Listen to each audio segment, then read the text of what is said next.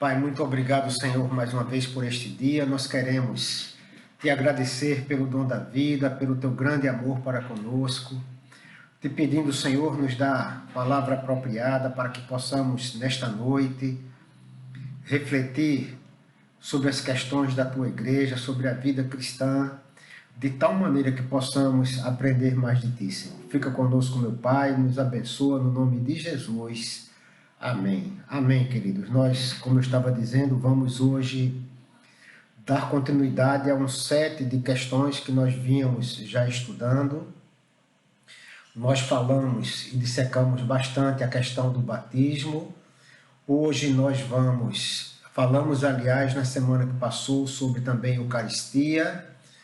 Fomos até um ponto onde nós concluímos com Hipólito falando na questão da tradição apostólica, quando ele dizia que nós te oferecemos este pão e este cálice, e isso era visto como oferta de coisas materiais da criação para o uso de Deus, era o que ele via na Eucaristia, mas era algo que já havia sido enfatizado por Irineu de Leão, lá na polêmica antignóstica, né? E nós fechamos a questão de Eucaristia aí, e ficamos para falar um pouco hoje sobre a questão do perdão de pecados, da vida do cristão naquela época ali, início do terceiro século na vida da igreja. E aí nós vamos falar de uma coisa que nós já, inclusive, comentamos em outras oportunidades ao longo dessa caminhada que nós fizemos até agora. Vez por outra, a gente se referia à questão de como a igreja via a questão de pecados dentro da igreja, como que os líderes, os presbíteros e bispos viam isso, como a própria igreja via, como aqueles que chegavam como pensadores, pais da igreja primitiva, ou pais da igreja na prática, viam essas questões. E aí nós vamos entender uma coisa muito interessante. A primeira coisa que nós podemos trazer aqui para pensar um pouco sobre ela, com relação ao perdão de pecados, é que a igreja primitiva, o cristianismo primitivo, tinha uma concepção, ele trazia em mente, trazia o pensamento, né, de que o batismo trazia consigo o perdão de Deus para os pecados passados. Qual era a lógica da igreja? Que a pessoa, no momento em que ela ia ser batizada, ela fazia aquela declaração de fé, em geral, aquela tríade que o levava a ser batizado em nome do Pai, do Filho e do Espírito Santo. E no momento do batismo, ele tinha também o significado de morrer para a velha vida e ressurgir para uma nova vida. Então, eles tinham o momento do batismo como um momento divisor da vida cristã, ou da vida de uma pessoa que se convertia a Cristo, de que essa pessoa, a partir de então, não mais pecaria. Os pecados passados estavam perdoados, sejam quais fossem eles, mas a partir de então, a pessoa tinha como propósito não mais pecar. Essa era digamos assim, praticamente eu posso dizer que a obrigação de um cara que ia caminhar com Cristo, e a igreja tinha esse entendimento. Aquele momento de batismo também era visto como um momento de conversão ou metanoia, como a gente pode dizer. Isso era parte, na verdade era até, digamos assim, uma condição prévia, né, do dom do batismo, para que a pessoa pudesse ali receber o perdão.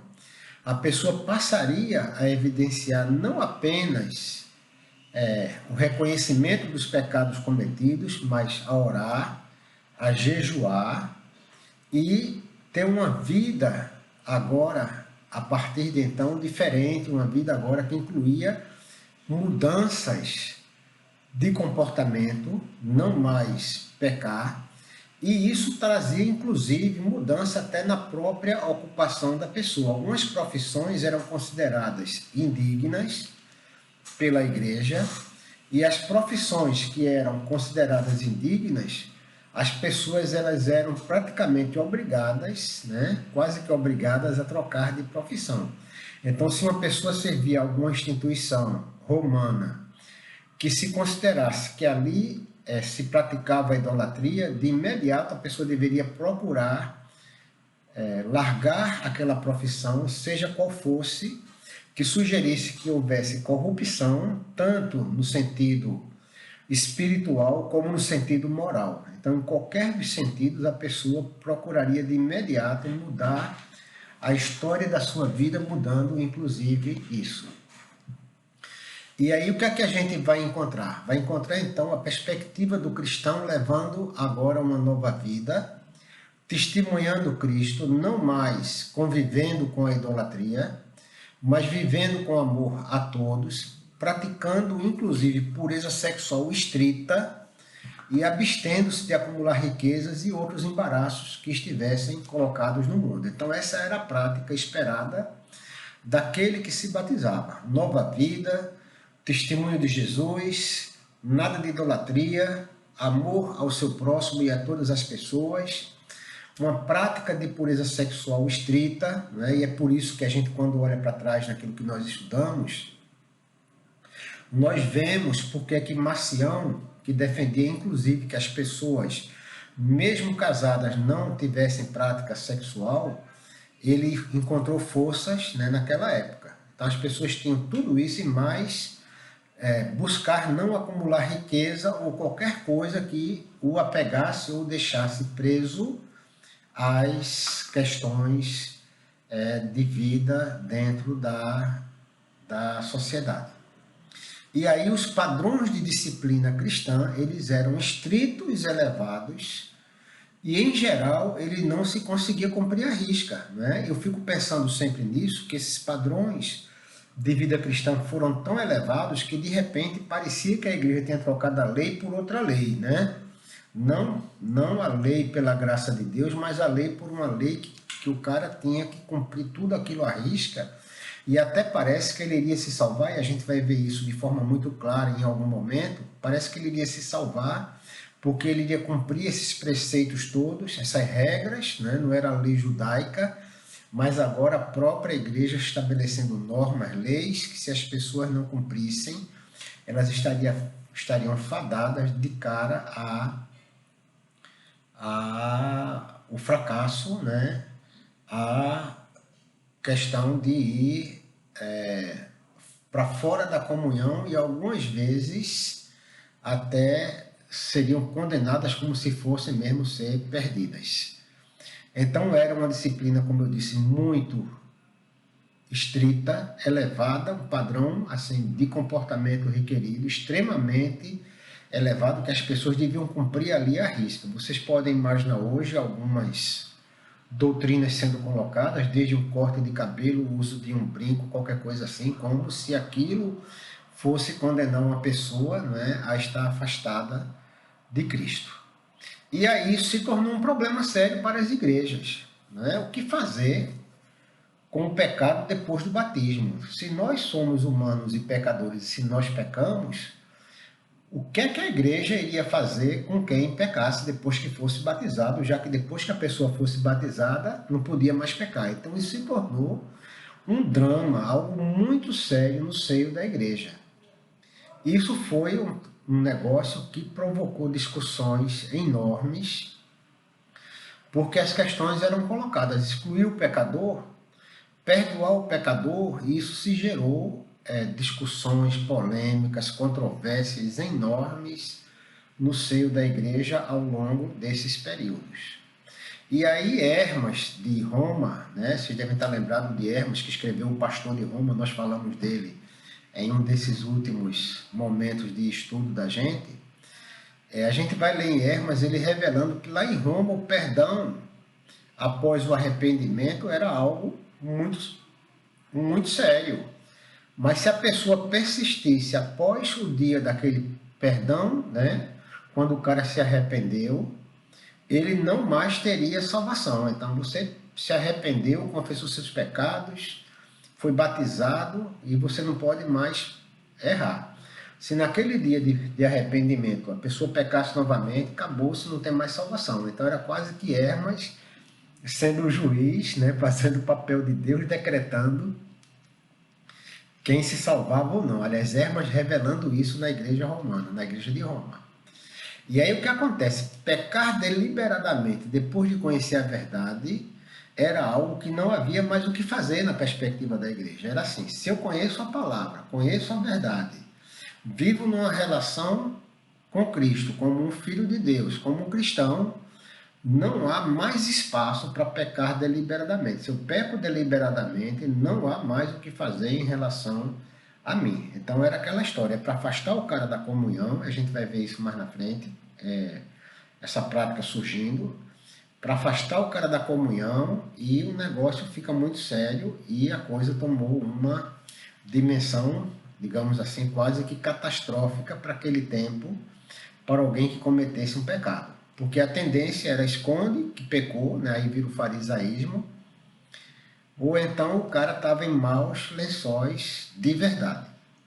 E aí o que é que nós vamos encontrar? Né? As comunidades joaninas, né? As comunidades discípulos de João, elas ensinavam de forma muito clara aquilo que a gente encontra no Evangelho segundo João. É, se nós confessarmos os nossos pecados, Deus é fiel e justo para perdoar os nossos pecados e nos purificar de toda a impureza. E aí, embora o autor, né, João, admita que há pecado, inclusive o próprio João diz que há pecado que é para a morte e pecado que não é para a morte. Isso tem sido, aliás, um drama para muito crente hoje, que ele fica pensando ali o que é pecado para a morte e o que não é pecado para a morte, e nós precisamos até recorrer à história para tirar o entendimento disso de forma muito clara, né? Mas se a gente pensar o que é o pecado que é para a morte e não tem jeito, o pecado para a morte que não tem jeito é negar Cristo como Salvador, é não receber Cristo, é blasfemar. A blasfêmia contra o Espírito Santo de Deus que nós vamos encontrar no próprio Evangelho é não aceitar a obra de Jesus. Aí para o pecador que não recebe Jesus como Salvador, não tem para onde correr, não tem jeito mesmo, não é? E aí, gente, essa questão de pecados que eram para a morte e pecados que não são para a morte, eles vão surgir aí como os pecados que são simples e perdoados por Deus sempre que haja arrependimento. A leitura da comunidade joanina, ela vai andar exatamente por aí. Se a gente confessar os pecados, Deus é fiel e justo para nos perdoar. Agora, isso quer dizer pecar, não quer dizer ser cínico. Eu peco hoje, amanhã estou fazendo a mesma coisa sem arrependimento. Olha o que o texto diz, que se a gente confessar os pecados, essa confissão ela tem implícita nela a confissão com arrependimento. Deus é fiel e justo para nos perdoar e também nos purificar de toda impureza. Agora, isso era visto pela comunidade nas coisas mais simples. Aquelas coisas que eram críticas sérias, elas não eram muito amenizadas, não tinha meio termo não. A idolatria, por exemplo, ela era considerada um pecado para a morte, e a gente vai ver isso já já. E aí, se vocês refletirem, pensarem, a gente vai encontrar então lá no início do terceiro século, a visão da comunidade joanina prevalecendo exatamente essa ideia de que se nós confessamos os nossos pecados, Deus é fiel e justo para nos perdoar.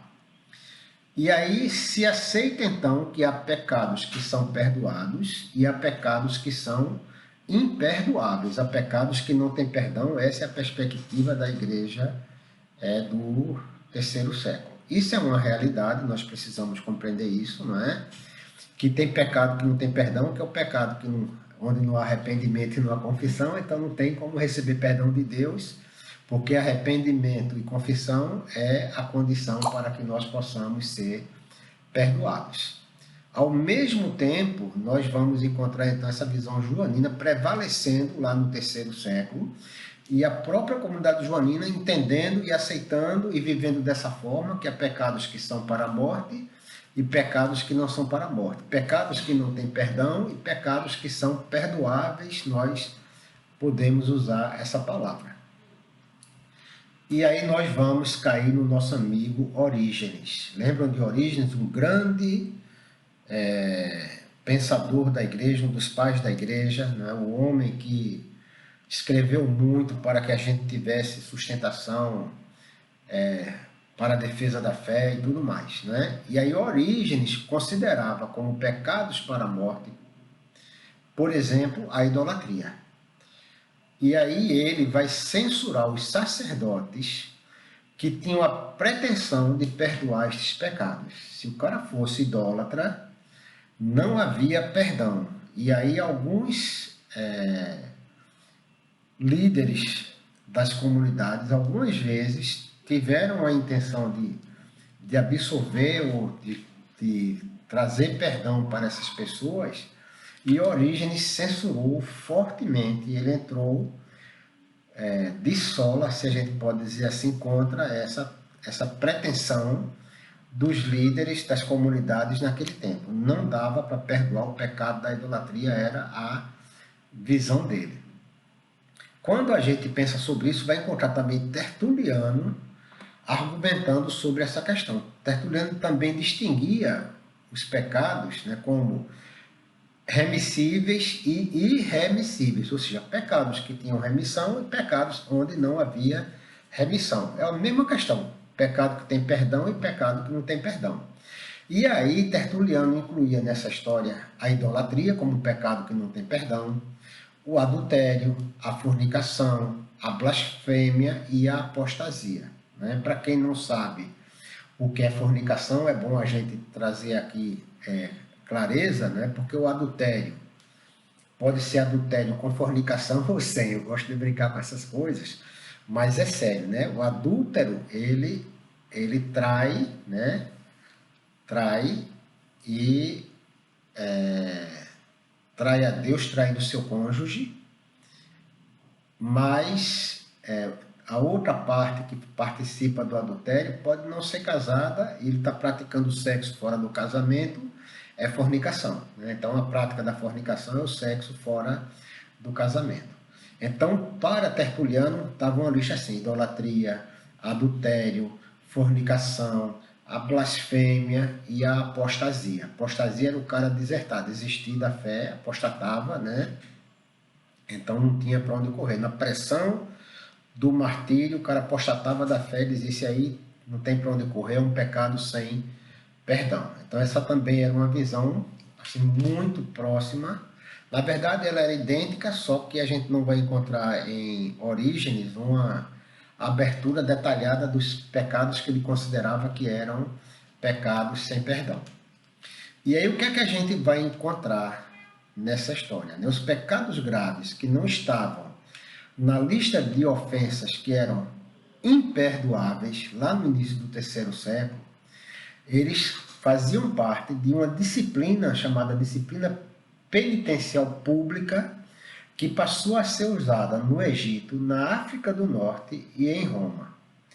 E as raízes desse negócio de perdão desses pecados que não eram considerados graves, elas retrocediam. Na verdade, a lógica era que o pensamento retrocedeu até Paulo, quando Paulo estava instruindo a igreja de Corinto, aliás, os coríntios, a excluir da comunhão aquele homem que a gente conhece a história, que estava se deitando com a mulher do seu pai. Que Paulo orienta a igreja a usar a sua autoridade para julgar e excomungar aquele homem como um pecador. Não é? E aí isso se tornou um processo longo e formal dentro da igreja. Era um processo onde havia toda um cumprimento de normas, de etapas, né, que as pessoas iam sendo ali tratadas.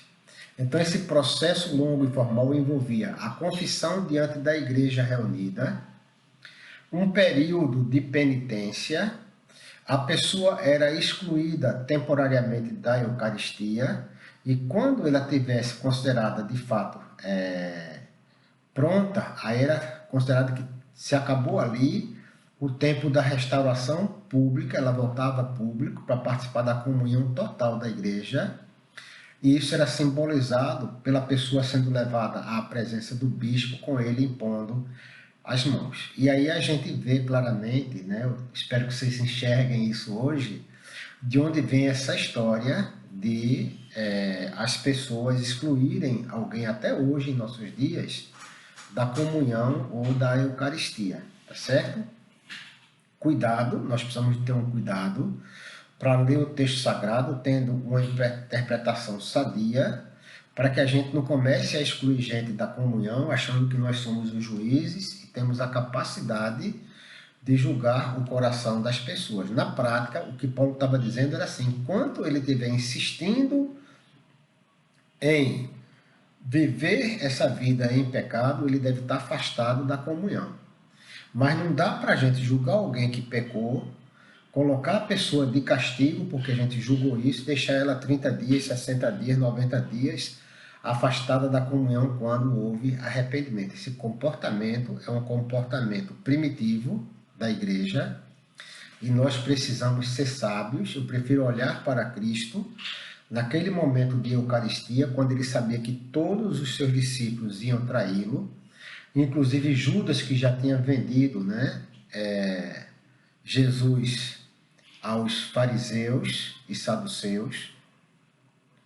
Ele não proibiu Judas de colocar a mão, pegar o pão e participar da ceia. E nenhum deles, e todos traíram. Então, eu prefiro ficar na tese de Jesus e deixar que cada um, né? Porque se a gente for olhar para aí, a gente vai encontrar Paulo também dizendo outra coisa que aparentemente é uma contradição a afastar alguém da comunhão. Quando ele diz examine-se cada um a si mesmo, a própria igreja de Corinto, né? Examine-se cada um a si mesmo, coma do pão e beba do cálice. Porém, aquele que come e bebe, sem discernir o corpo, come e bebe juízo para si. O que é que ele está dizendo? Que nós devemos participar da Eucaristia, mas nós devemos nos examinar. Não é ninguém examinando a vida de ninguém, é cada um examina a sua vida e se achar que está em condição de participar, que ele participe. A orientação de Paulo ela tem duas facetas interessantes. A primeira é, a gente quando lê o texto de Paulo a Corinto, mandando que a igreja tenha autoridade para excomungar o cara que está vivendo esse pecado, ele está dizendo, afaste esse cara da comunhão, e aí possivelmente o pensamento dele é para que esse cara não contamine o restante. E você pode imaginar hoje, você sabendo de forma muito clara que tem um ministro de louvor na igreja, que está vivendo um momento de adultério, não se arrependeu, não quer largar isso, quer viver a vida toda errada, mas quer estar lá no Ministério de Louvor, cantando, tocando, numa boa ali, sem que ninguém se preocupe com ele. É preciso que essa pessoa seja tratada. Mas, ao mesmo tempo, quando a gente vai para o capítulo 11 de 1 Coríntios, ele está dizendo lá que examine-se cada um a si mesmo, ele está dizendo que cada um deve fazer o seu exame de consciência e, tendo pecados, tendo se arrependido, deve com dignidade participar da mesa. Porque se ele não fizer isso com dignidade, com arrependimento, ele está sendo réu do corpo, né? Corpo e sangue do Senhor. Ou seja, nós precisamos ter, então, esse cuidado para não estar condenando ninguém e nem absolvendo ninguém, porque esse papel não é da gente. O reto juiz é o Senhor, e nós não somos juiz da vida de ninguém, mas devemos ser cuidadosos com aqueles que insistem em viver a vida dentro do pecado, né? Mesmo sendo advertidos, mesmo sendo exortados, resolvem manter a situação porque é confortável e é bom e querem levar essa vida, e não dá para deixar uma pessoa dessa como referência para a igreja. Você pode imaginar, né, eu fico aqui pensando, um pastor adúltero, que referência esse homem pode ser para a igreja. E aí a gente tem que ter um pouco de cuidado e olhar até para a própria história da igreja de como a questão era tratada.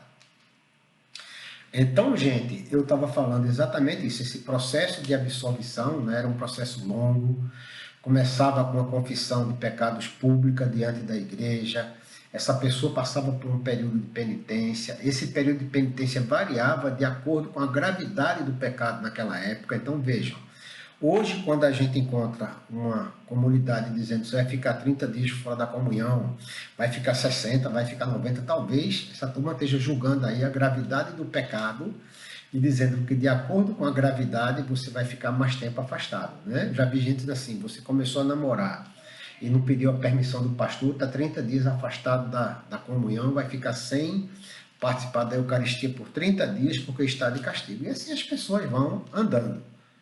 São dogmas, algumas vezes, outras vezes são leis da própria igreja, são normas humanas colocadas, né? Mas eu não consigo enxergar nisso, né, que a gente tende a fazer a graça de Deus, a não ser quando nós imitamos Jesus.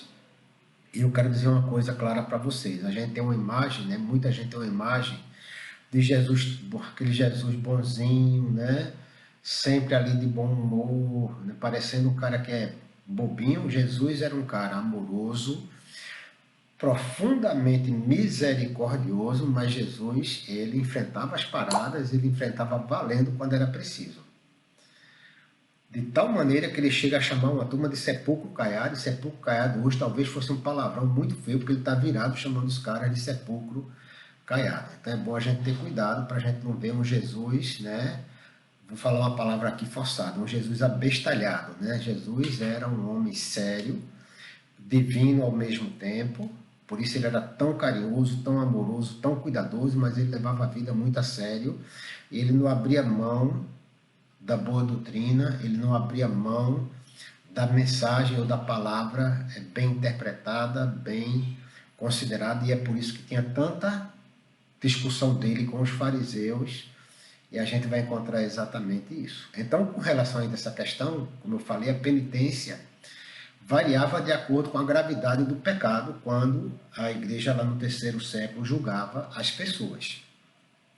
E aí Tertuliano, escrevendo, vai dizer que os penitentes deveriam passar por um tratamento severo. Então a lógica de Tertuliano era uma lógica um pouquinho até mais severa.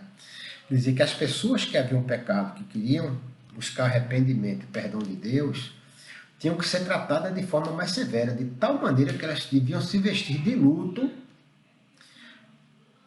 comer e beber o mais simples possível, e, na verdade, se alimentar de oração e de jejum. Então, era uma prática que ele estava propondo, assim, forte, muito forte, para chegar ao ponto de a pessoa andar de luto, de tanta tristeza por haver tido pecado.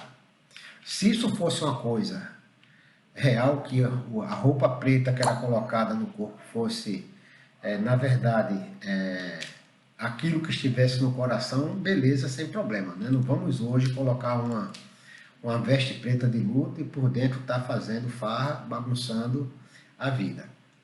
E aí, na época de Tertuliano e de Orígenes, houve um debate muito acalorado, como eu já disse, sobre as questões dos pecados que seriam imperdoáveis. E aí Orígenes chamava assim, atenção, muita atenção, para os bispos que excediam na sua autoridade, tanto permitindo o arrependimento onde ele achava que não havia espaço para ele. Por exemplo, quando o cara tinha pecado por idolatria, mas também fazia crítica severa, né, àqueles bispos que eram muito bonzinhos e, aliás, muito duros, exageravam na dose. Então ele dizia, olha, nem para um lado, nem para o outro. Era como se tivesse assim, cuidado, é preciso equilíbrio. Não dá para você considerar uma pessoa na condição de ser perdoado quando ela é um idólatra, adúltero e fornicador.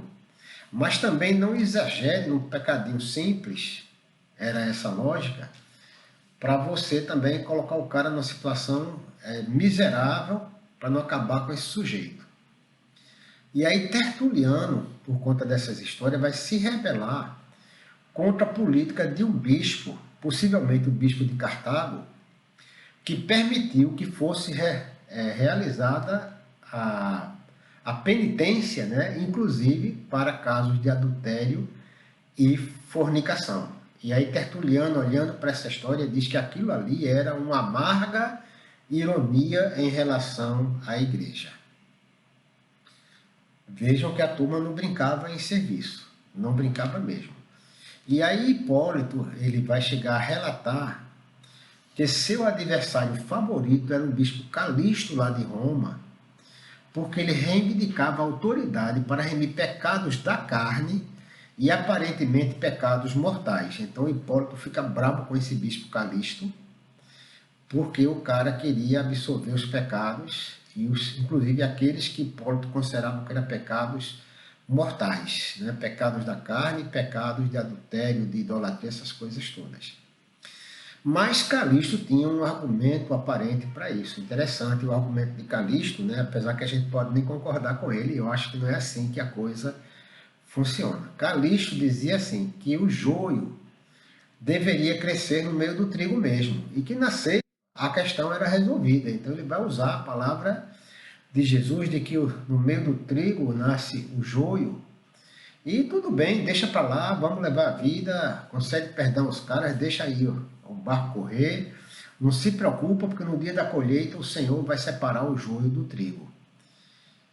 Ou seja, ele estava dizendo, a igreja, ela tem um lugar para os pecadores. Isso era para a própria igreja algo novo, né? Porque a igreja, ela cria que era a comunidade dos santos e que ninguém era pecador. Isso era um negócio absurdo, se a gente puder pensar assim, porque eu não consigo imaginar uma igreja que não peca.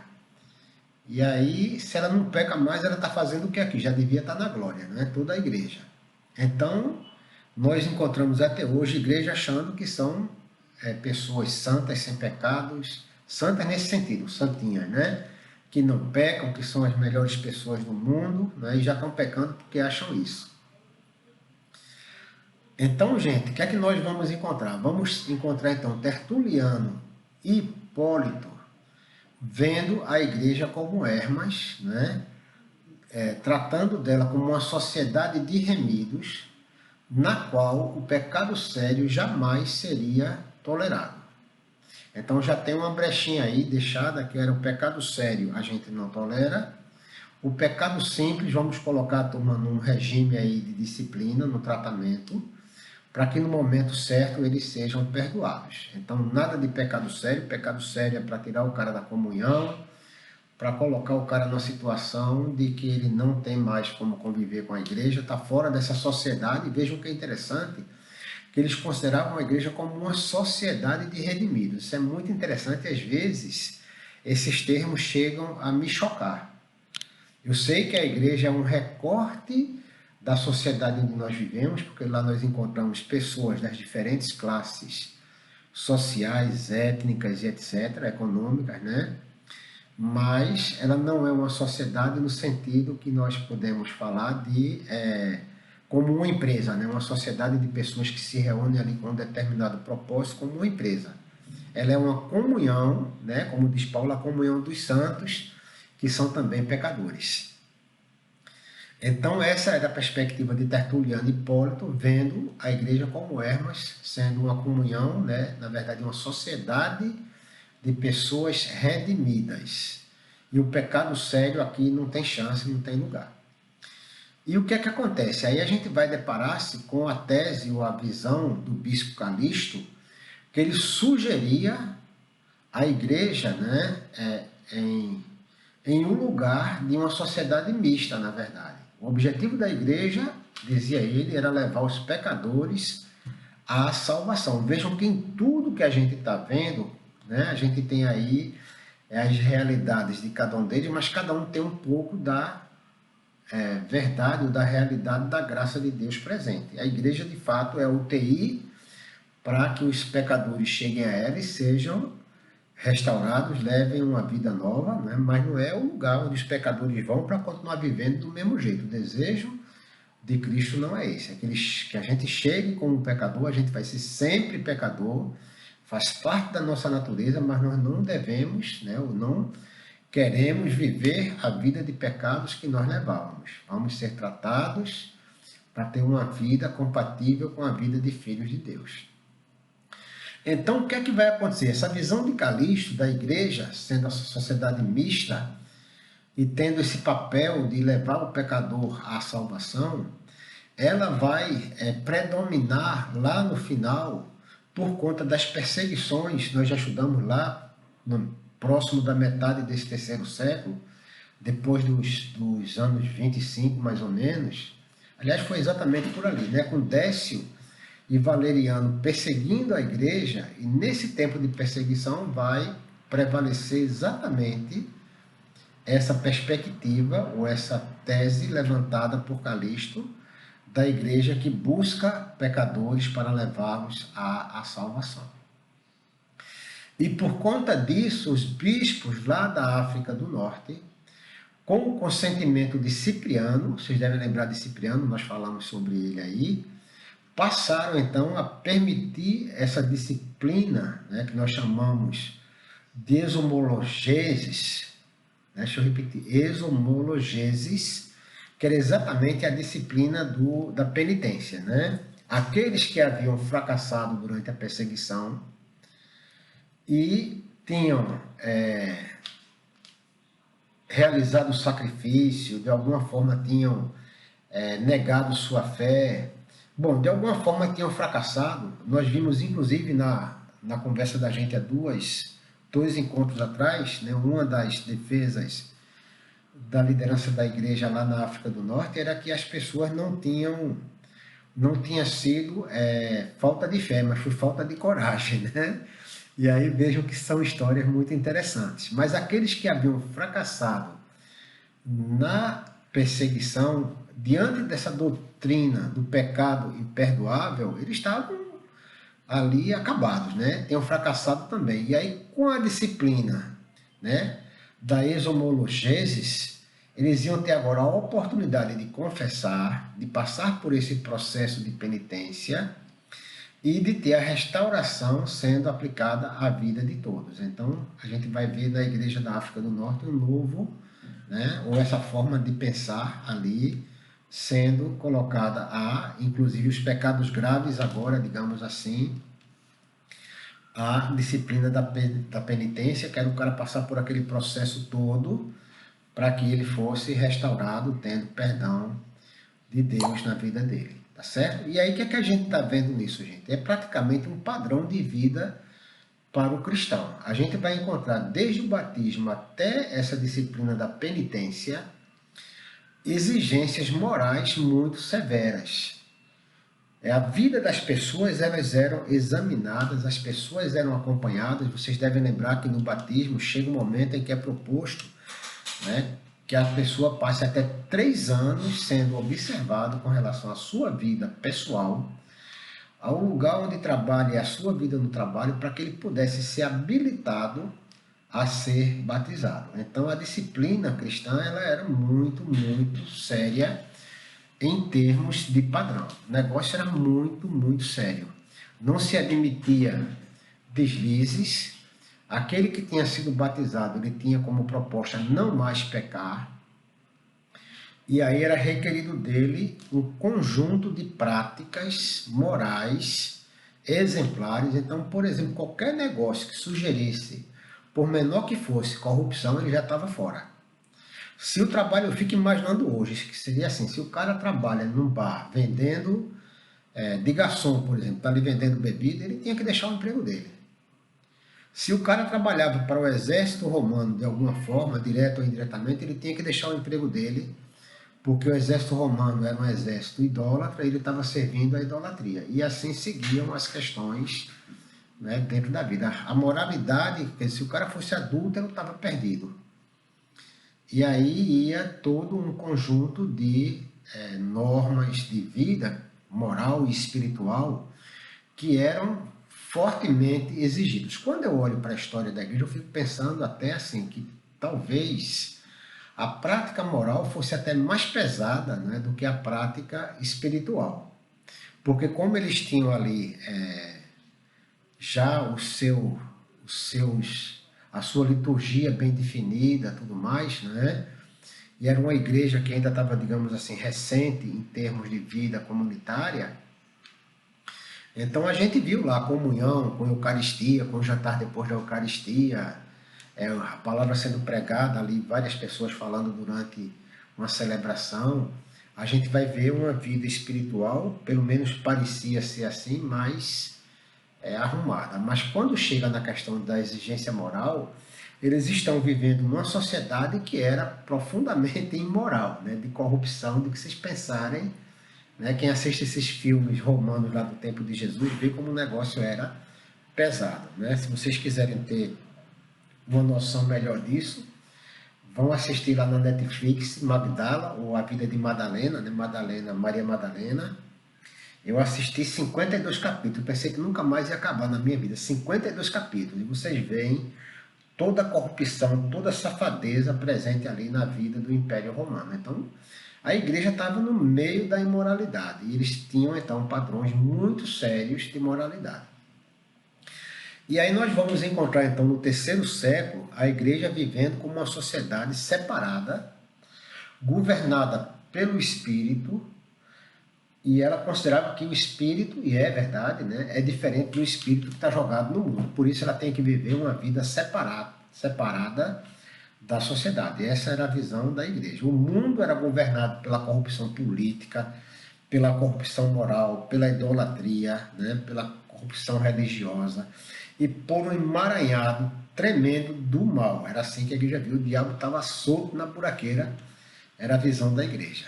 E a igreja, então, era convidada a viver uma vida de santidade e de piedade para que eles se tornassem coparticipantes da natureza divina. Essa era a tese levantada pela igreja. Então, a vida do crente tinha que ser uma vida, de fato, dirigida pelo Espírito de Deus, pautada em padrões bíblicos. Aquilo que era a tradição apostólica que vinha à igreja era vivida muito bem, respeitada, era esse o pensamento, mas a turma caprichava valendo nas questões morais, éticas, para que eles não se contaminassem, não se misturassem com os padrões de mundo que eles viviam. Como Roma dominava toda aquela região, então a prática romana estava presente em qualquer lugar. E aí a gente vai ver isso mais na frente também,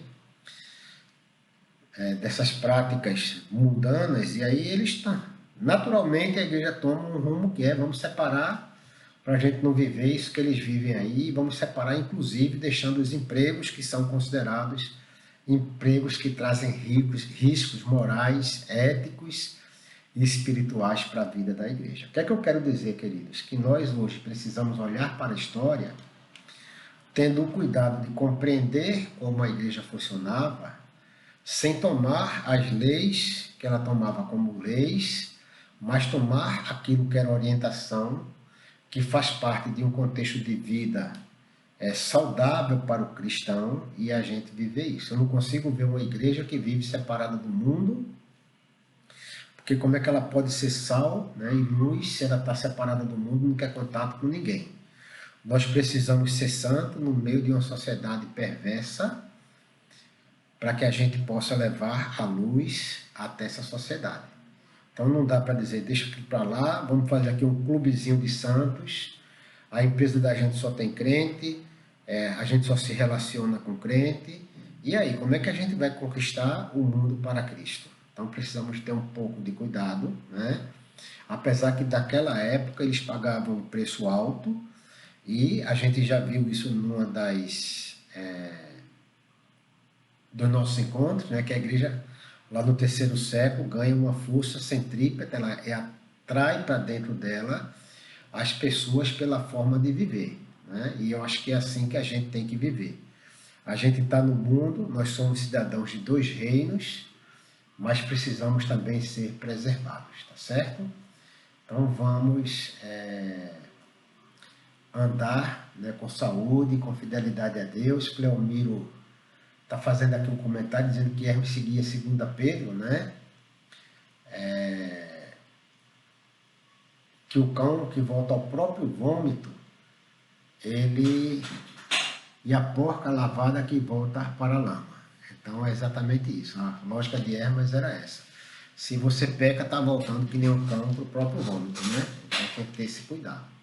Então nós hoje já estamos às 19h58.